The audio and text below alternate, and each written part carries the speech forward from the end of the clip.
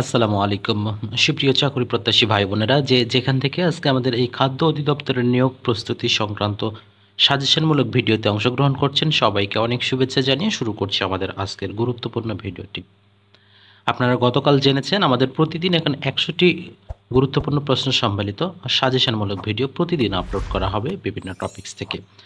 আশা করছি আমাদের আজকের এই ভিডিওটি আপনাদের প্রস্তুতিতে একটুখানি হলেও সহায়ক হবে ইনশাআল্লাহ।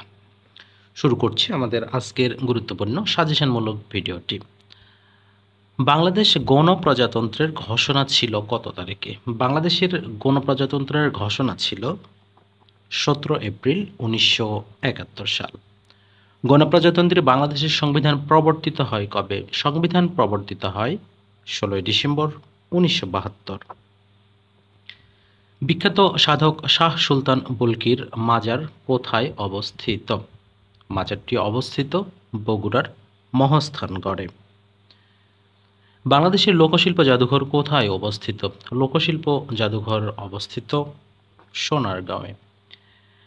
বাংলায় ইউরোপীয় বণিকদের মধ্যে বাণিজ্যের উদ্দেশ্যে সর্বপ্রথম কারা এসেছিলেন? সর্বপ্রথম এসেছিলেন পর্তুগিজরা।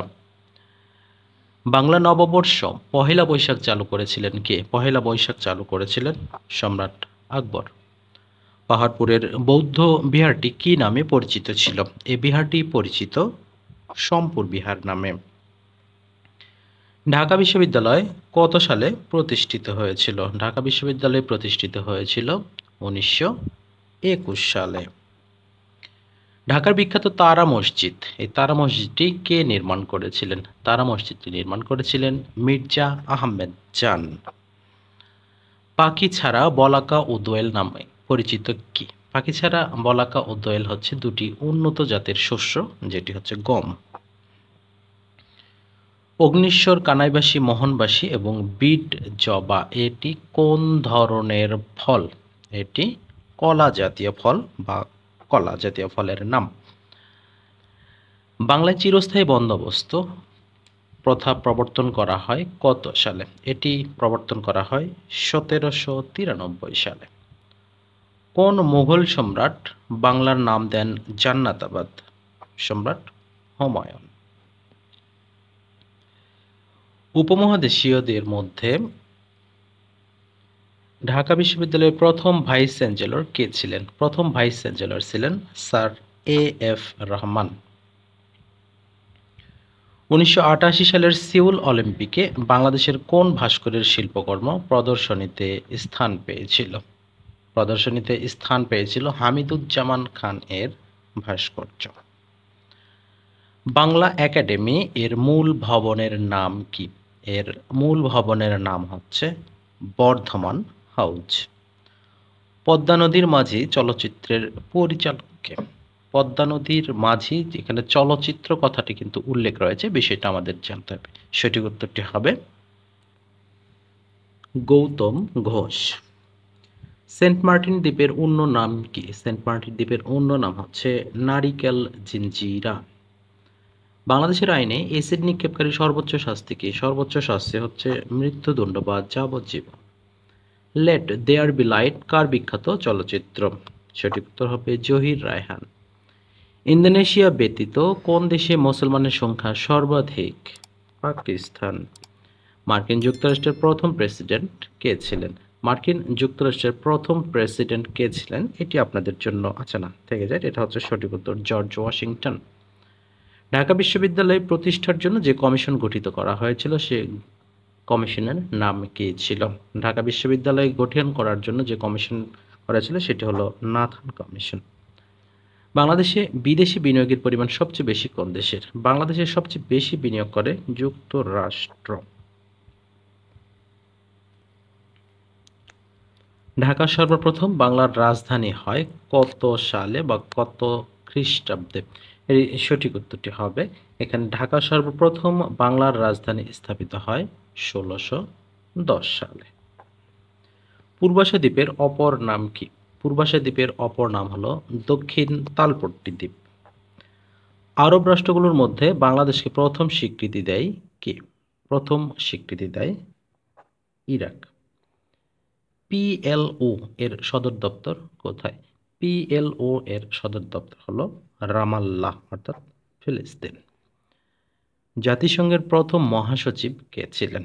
এটি আপনাদের জন্য কাজ থাকবে। অবশ্যই আপনারা আপনাদের মূল্যবান মতামত এবং উত্তরটুকু আমাদের কমেন্ট সেকশনে জানিয়ে দেবেন। ইসলামী সম্মেলন সংস্থার সচিবালয় অবস্থিত কোথায়? ইসলামী সম্মেলন সংস্থার সচিবালয় অবস্থিত সৌদি আরবের জেদ্দায়। ব্রিটেনের প্রশাসনিক সদর দপ্তরকে কি বলা হয়? ব্রিটেনের প্রশাসনিক সদর দপ্তরকে বলা হয় হোয়াইট হল। ভৌগোলিকভাবে যে গুরুত্বপূর্ণ কাল্পনিক রেখাটি বাংলাদেশের উপর দিয়ে গিয়েছে তা হলো কর্কট ক্রান্তি রেখা। বাংলাদেশের জাতীয় পতাকার মাপের অনুপাত কত? সাধারণত 10:6, তবে অনেক ক্ষেত্রে এই 10:6টাকে রিডিউস করে অনেক সময় 5:3 করে দেওয়া হয়। অবশ্যই এখানে ঘাবড়াবেন না, অনুপাতগুলো ঠিক রাখবেন। কোন জেলা তুলা চাষের জন্য সর্বাধিক উপযোগী? তুলা চাষের জন্য সর্বাধিক উপযোগী যশোর। আর পাটের কথা যদি আসে সেক্ষেত্রে হবে ফরিদপুর। আশা করছি বিষয়টি বুঝতে পেরেছেন। বাসস। বাসস কি? বাসস মূলত একটি সংবাদ সংস্থার নাম, যেটি বাংলাদেশ সংবাদ সংস্থা। বাংলাদেশে শহীদ বুদ্ধিজীবী দিবস পালন করা হয় কবে? শহীদ বুদ্ধিজীবী দিবস পালন করা হয় 14ই ডিসেম্বর। বাংলাদেশে কোন বনভূমি শাল বৃক্ষের জন্য বিখ্যাত? শাল বনভূমির জন্য বিখ্যাত ভাওয়াল ও মধুপুরের বনভূমি। বাংলাদেশের কোন জেলায় সবচেয়ে বেশি পাট উৎপন্ন হয়? কিছুক্ষণ আগেই বলেছিলাম যে পাটের কথা উল্লেখ থাকলে সেখানে সঠিক উত্তর হবে ফরিদপুর। উপকূল হতে বাংলাদেশের অর্থনৈতিক সমুদ্র সীমা কত নটিক্যাল মাইল? এখান থেকে একটা লিঙ্ক প্রশ্ন নেবেন, 1 নটিক্যাল মাইল সমান কত কিলোমিটার? এই লিঙ্ক প্রশ্ন নোট করে নেবেন। তাহলে এখানে অর্থনৈতিক সমুদ্র সীমা হবে 200 নটিক্যাল মাইল।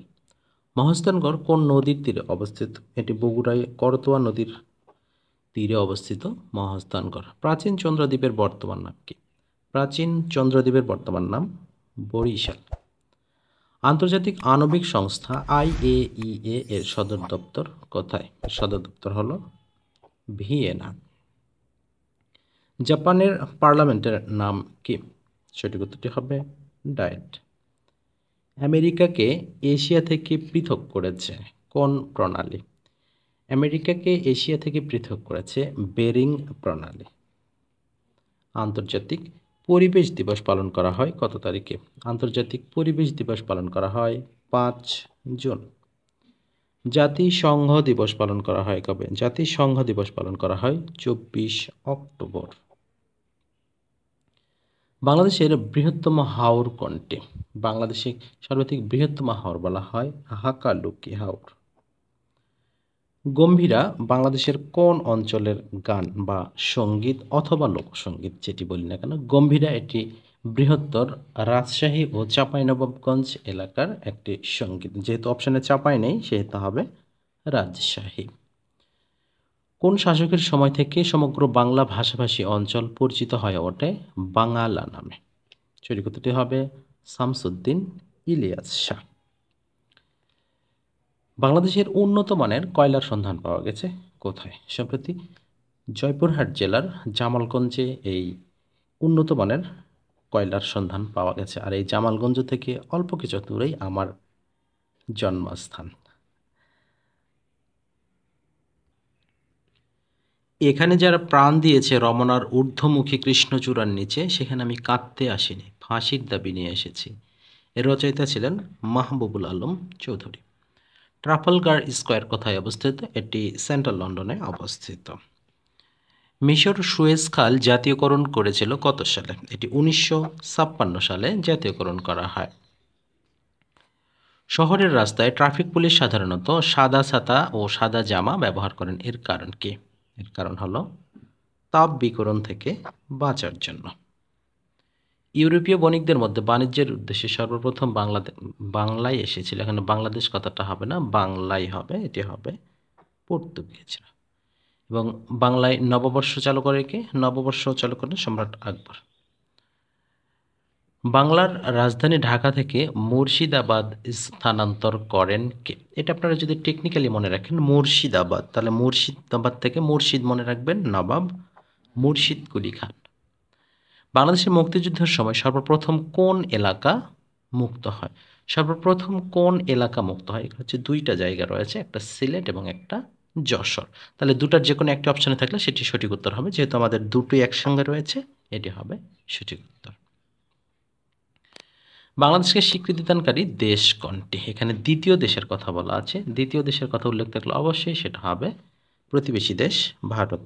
যদিও প্রতিবেশীর দায়িত্ব কতটুকু পালন করে তারা, তা নিয়ে অবশ্যই সন্দেহ পোষণ করছি। এবং প্রথম ভুটান, দ্বিতীয় ভারত। মুক্তিযুদ্ধের উপর লিখিত গ্রন্থ আমার কিছু কথা, খুবই গুরুত্বপূর্ণ প্রশ্ন, বর্তমান প্রেক্ষাপটে খুবই গুরুত্বপূর্ণ একটি প্রশ্ন। বর্তমানে কারাগারের রোজনামচা, আমার দেখা নয়াচিন এবং অসমাপ্ত আত্মজীবনী, এই ৩টা প্রচুর পরিমাণে কিন্তু প্রশ্ন আসে। কিন্তু এর মাঝে সবচেয়ে গুরুত্বপূর্ণ হচ্ছে আমার কিছু কথা, এটিও কিন্তু শেখ মুজিবুর রহমানের লেখা। পৃথিবীর কোন রাষ্ট্র পূর্ণ সার্বভৌমত্বহীন? পূর্ণ সার্বভৌমত্বহীন হচ্ছে বর্তমানে যেখানে ইহুদি রাষ্ট্র ইসরায়েল সম্পূর্ণভাবে যে দেশটাকে সার্বভৌমত্বহীন করার চেষ্টা করছে, তাদেরকে দেশ থেকে বিতাড়িত করার চেষ্টা করছে, সেই স্থান হচ্ছে আমাদের প্রিয় মুসলিমদের একটা ভূমি, এটি হচ্ছে ফিলিস্তিন। ফরাসি বিপ্লবের সময় ফ্রান্সের রাজা কে ছিলেন? ফরাসি বিপ্লবের সময় ফ্রান্সের রাজা ছিলেন ষোড়শ লুই। আন্তর্জাতিক নারী দিবস, বিশেষ করে যারা ম্যাডামরা আছেন এবং যারা প্রাইমারিতে ভাইবা দেবেন তাদের জন্য কিন্তু এই গুরুত্বপূর্ণ প্রশ্নটি খুবই খুবই গুরুত্বপূর্ণ। আন্তর্জাতিক নারী দিবস হচ্ছে ৮ মার্চ। ম্যাগনা কার্টা কবে স্বাক্ষরিত হয়? ম্যাগনা কার্টা স্বাক্ষরিত হয় ১২১৫ সালে। মুক্তিযুদ্ধের প্রধান সেনাপতি জেনারেল এম জি ওসমানী বাড়ি কোন জেলায় ছিল? তার বাড়ি ছিল সিলেট। বিশ্ব বাণিজ্য সংস্থা WTO এর সদর দপ্তর কোথায়? WTO এর সদর দপ্তর হচ্ছে জেনেভা। সার্ক এর প্রথম মহাসচিব যিনি বাংলাদেশ থেকে ছিলেন তার নাম কি? সার্ক এর প্রথম মহাসচিব বাংলাদেশ থেকে ছিলেন, তিনি হলেন আবুল আহসান। আমার ভাইয়ের রক্তে রাঙানো ২১শে ফেব্রুয়ারি গানটির গীতিকারকে, গীতিকার বলতে আমরা বুঝে থাকি গানটি কে রচনা করেছেন, সঠিক উত্তর হবে আব্দুল গাফফার চৌধুরী। স্বাধীন বাংলাদেশের প্রথম রাষ্ট্রপতি কে ছিলেন? স্বাধীন বাংলাদেশের প্রথম রাষ্ট্রপতি ছিলেন শেখ মুজিবুর রহমান। বীরশ্রেষ্ঠ রুহুল আমিন কোথায় চাকরি করতেন? বীরশ্রেষ্ঠ রুহুল আমিন চাকরি করতেন নৌবাহিনীতে। বাংলাদেশের সংবিধানে এ পর্যন্ত মোট কতটি সংশোধনী যোগ করা হয়েছে? এ পর্যন্ত মোট ১৭টি সংশোধনী আনা হয়েছে। আমার ভাইয়ের রক্তে রাঙানো ২১শে ফেব্রুয়ারি গানটির সুরকার কে? সুরকার বর্তমানে যে সুর আমনি তা হচ্ছে আলতাফ মাহমুদ। জাতীয় স্মৃতিসৌধের স্থপতি কে? খুব গুরুত্বপূর্ণ প্রশ্ন। অনেক সময় আমাদের জাতীয় স্মৃতিসৌধ এবং জাতীয় শহীদ মিনার এই দুটির স্থপতি আমরা কিন্তু ঝামেলা করে ফেলি। এখানে সঠিক উত্তরটি হবে মাইনুল হাসান। বীরশ্রেষ্ঠ পদকপ্রাপ্তদের সংখ্যা কত? বীরশ্রেষ্ঠদের পদকপ্রাপ্ত সংখ্যা এটা তো আর বলতে হবে না, মোট কতটি? এটি হচ্ছে ৭টি। শহীদ বুদ্ধিজীবী দিবস পালন করা হয় ১৪ই ডিসেম্বর। বীরশ্রেষ্ঠ হামিদুর রহমানের পদবী কী ছিল? বীরশ্রেষ্ঠ হামিদুর রহমান সিপাহী হামিদুর রহমান, আমরা ক্লাস 3 বা 4 পড়েছিলাম, তার মানে এখানে কি হবে সিপাহী। ব্রহ্মপুত্র নদ হিমালয়ের কোন শৃঙ্গ থেকে উৎপন্ন হয়েছে? ব্রহ্মপুত্র নদ এটি কৈলাস থেকে, অর্থাৎ কৈলাস সরোবর বা এরকম একটা কথা, কৈলাস থেকে উৎপন্ন হয়েছে। বাংলাদেশের সবচেয়ে উঁচু পাহাড়ের নাম কি? এখানে উঁচু পাহাড় চূড়ার কথা বলা আছে। এখানে দেখেন আপনাদের সুন্দরভাবে ফাঁকি দেওয়ার একটু জায়গা আছে। বাংলাদেশের সবচেয়ে উঁচু চূড়ার নাম কি? এর একটা হতে পারে। বাংলাদেশের সবচেয়ে উঁচু পাহাড় চূড়ার নাম কি? এটা একটা প্রশ্ন হতে পারে। বাংলাদেশের সবচেয়ে উঁচু পাহাড় কোনটি? ৩টার প্রশ্ন কিন্তু এভাবে। আপনাকে অবশ্যই প্রশ্নটা বুঝে নিতে হবে। যখন বলবে বাংলাদেশের সবচেয়ে উঁচু পাহাড় চূড়া, যখন চূড়া কথা বলা থাকবে, চূড়া কথা বলা থাকবে এবং এখানে পাহাড় কথা বলা আছে, পাহাড় চূড়া, তখন হবে কিন্তু গারো পাহাড়। কারণ পাহাড় উঁচুতে যত উঁচুই হোক না কেন সেই পাহাড়ের উঁচু স্থানকে বলা হয় চূড়া, আর যদি সেটা পর্বত হয় তখন সেই উঁচু স্থানকে বলা হবে শৃঙ্গ বা পিক, হাইয়েস্ট পিক। এই জিনিসটা একটু ভালো কথা, পাহাড়ের সর্বোচ্চ স্থানকে বলা হয় চূড়া আর পর্বতের সর্বোচ্চ স্থানকে বলা হয় শৃঙ্গ, এই জিনিসটা বুঝে নেবেন। তাহলে এখানে যদি আমাদের বলে সবচেয়ে উঁচু পাহাড় কোনটি বা উঁচু পাহাড় চূড়া কোনটি, পাহাড় কথা উল্লেখ থাকলে সঠিক উত্তর হবে গারো পাহাড়। এবারে যদি প্রশ্নটা এরকম হয় যে বাংলাদেশের সবচেয়ে উঁচু শৃঙ্গ কোনটি, উঁচু পর্বত শৃঙ্গ কোনটি, উঁচু পর্বত কোনটি, তাহলে এখানে পর্বত আর পাহাড় দুটো কিন্তু আলাদা জিনিস, এটা আপনাদের বুঝতে হবে। পর্বত শৃঙ্গ, উঁচু শৃঙ্গ, সবচেয়ে উচ্চতম শৃঙ্গ, যেটাই কথা উল্লেখ থাক তখন হবে তাজিং ডং বা বিজয়। যদি অপশানে তাজিং ডং না থাকে তখন আপনারা কেওক্রাডং উত্তরটা করতে পারবেন। তবে আমাদের এখানে যেহেতু পাহাড় কথা উল্লেখ আছে তখন হবে গারো পাহাড়। আর পাহাড় ও পর্বতের মধ্যে যে পাহাড় বা পার্থক্যটা রয়েছে, পাহাড় অনেক বিস্তারিত জায়গা নিয়ে থাকে এবং এটি বিস্তৃত থাকে, আর পর্বতের সবচেয়ে কমন যে বৈশিষ্ট্য এটি খাড়া হয়ে থাকে। হ্যাঁ, সবসময় অল্প আয়তনে অনেক উঁচু স্থানে খাড়া অবস্থানে থাকে, এটা হচ্ছে পর্বতের একটি বৈশিষ্ট্য। চলনবিল কোথায় অবস্থিত? চলনবিল বেশ কয়েকটা জেলাতে অবস্থিত। এটি পাবনাতে রয়েছে, নাটোর জেলায় রয়েছে, সিরাজগঞ্জে অংশবিশেষ রয়েছে। তাহলে এখানে সঠিক উত্তর হবে পাবনা ও নাটোর জেলা। ফারাক্কাবাদ বাংলাদেশের সীমান্ত থেকে কত দূরে অবস্থিত? এটি 16.5 অর্থাৎ 16.5 কিলোমিটার দূরে অবস্থিত। সুন্দরবনের আয়তন প্রায় কত বর্গ কিলোমিটার? প্রায় 6017 বর্গ কিলোমিটার, যার বেশিরভাগ অংশ বাংলাদেশে পড়েছে। জাতীয় স্মৃতিসৌধের স্থপতি, আমি এটা দুইবার করে রিপিট করেছি, এখানে রিপিট হয়েছে দুইবার, যাতে আপনারা কখনো অবস্থাতে ভুল না করেন। এখানে সঠিক উত্তর হবে কি আপনারা বলেন তো? মাইনুল হোসেন। বাংলাদেশের লোকশিল্প জাদুঘর কোথায়? এটি কিছুক্ষণ আগে আমরা পড়েছি সোনারগাঁ। তাহলে আমরা সঠিক উত্তর করছি সোনারগাঁ।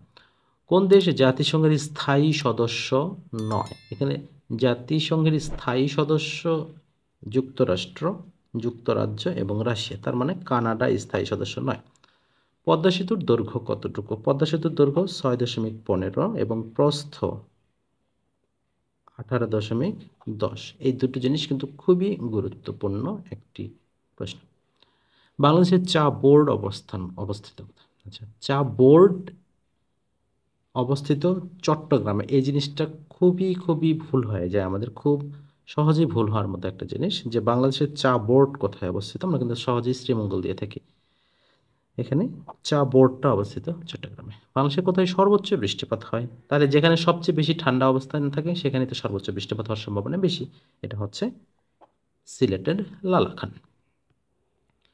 এখান থেকে আমাদের সবচেয়ে উল্টো জিনিসটা, মানে যেহেতু বর্তমান প্রচণ্ড পরিমাণে দাবদাহ চলতেছে, সেক্ষেত্রে আমাদের হবে সবচেয়ে গরম কোথায় বা সবচেয়ে কম বৃষ্টিপাত হয় কোথায়? তাহলে এটা হবে জেলা হিসেবে, বিভাগ হিসেবে রাজশাহী, জেলা হিসেবে নাটোর, স্থান হিসেবে লালপুর। জিনিসটা বোঝা থাকবেন, একটা লালাখান আর একটা হচ্ছে লালপুর।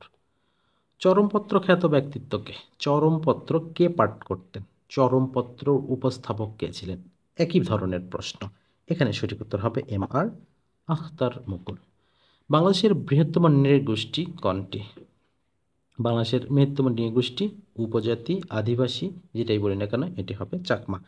তবে এখানে যারা আমাদের নৃগোষ্ঠী রয়েছেন তারা কিন্তু নিজেদেরকে উপজাতি স্বীকার করতে নারাজ, তারা কিন্তু নিজেদেরকে আদিবাসী পরিচয় দেয়, এটা তাদের বিষয়।